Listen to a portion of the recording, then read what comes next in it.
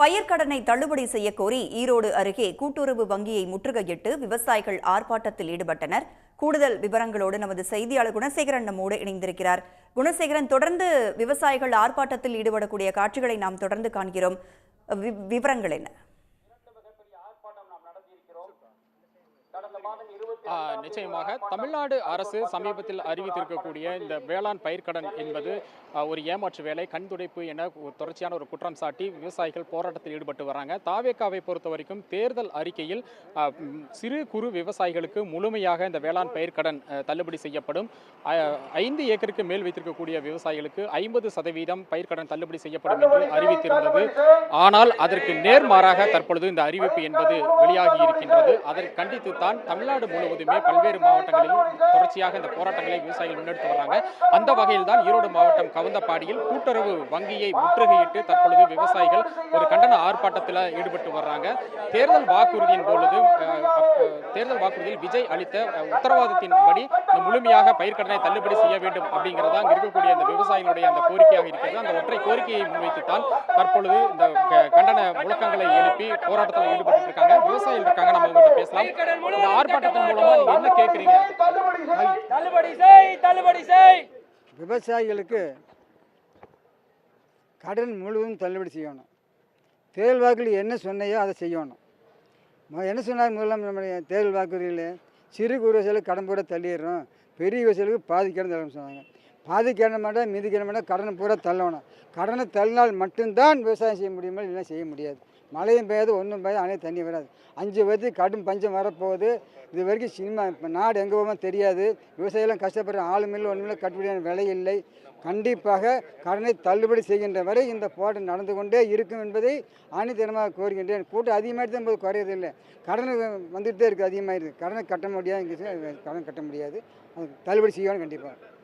தொடர்ச்சியாக நீங்கள் பல இடங்களில் தொடர்ந்து போராட்டங்கள் பண்ணிட்டு இருக்கீங்க. ஆனாலும் கூட இது வரைக்கும் அது மாதிரியான அறிவிப்புகளோ அல்லது இது தொடர்பாக எந்த ஒரு அறிவிப்பும் இல்லை. இது வரும்னு எதிர்பார்க்குறீங்களா?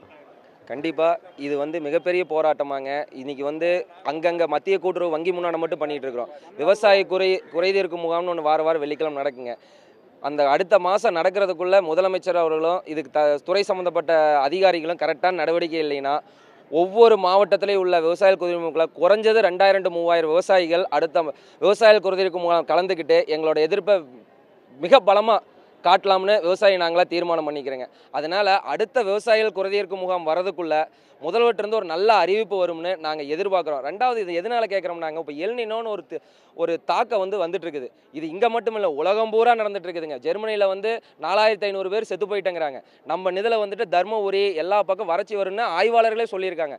இப்படிப்பட்ட சூழ்நிலையில் விவசாயிகள் எப்படி பிழைக்க முடியும்? வாழ்வாதாரம் என்ன? கடைசி வரலும் பாடுபட்டே தான் இருக்கிறோம். அதனால் விவசாயிகள் கடன் தள்ளுபடி, விவசாயிகள் வாழ்வாரத்தை காப்பாற்றணும்னு முதலமைச்சரில் வேண்டி விரும்பி கேட்டுக்கிறேங்க விவசாயி சார்பாக.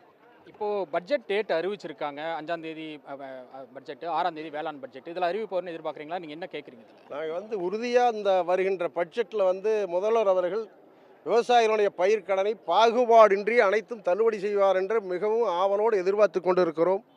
இது கவர்மெண்ட்டுக்கு எதிராக நாங்கள் போராட்டம் வைக்கல.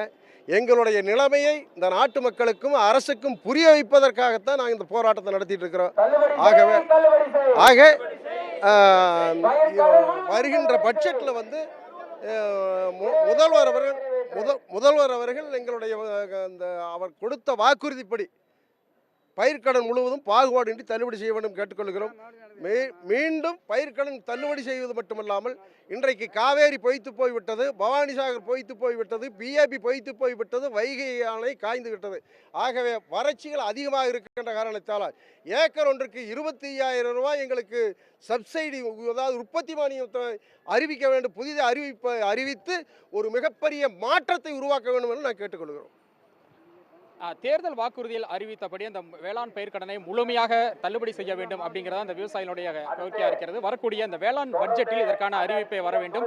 இல்லை என்றால் அடுத்து நடக்கக்கூடிய வேளாண் குறைதீர் கூட்டத்தில் முற்றுகையிட்டு போராட்டம் நடத்தப் போவதாகவும் விவசாயிகள் தரப்புல எச்சரிச்சிருக்காங்க. தேர்தல் வாக்குறுதிகளை நிறைவேற்றணும், விவசாயிகளின் பயிர்க்கடனை முழுமையாக தள்ளுபடி செய்ய வேண்டும் என்று விவசாயிகள் தொடர் போராட்டத்தில் ஈடுபட்டு வரும் காட்சிகளை நாம் காண்கிறோம். விவரங்களை பகிர்ந்து கொண்டமைக்கு நன்றி குணசேகரன். உடனுக்குடன் செய்திகளை தெரிந்து கொள்ள சன் நியூஸ் பெல் ஐகானை கிளிக் பண்ணுங்க.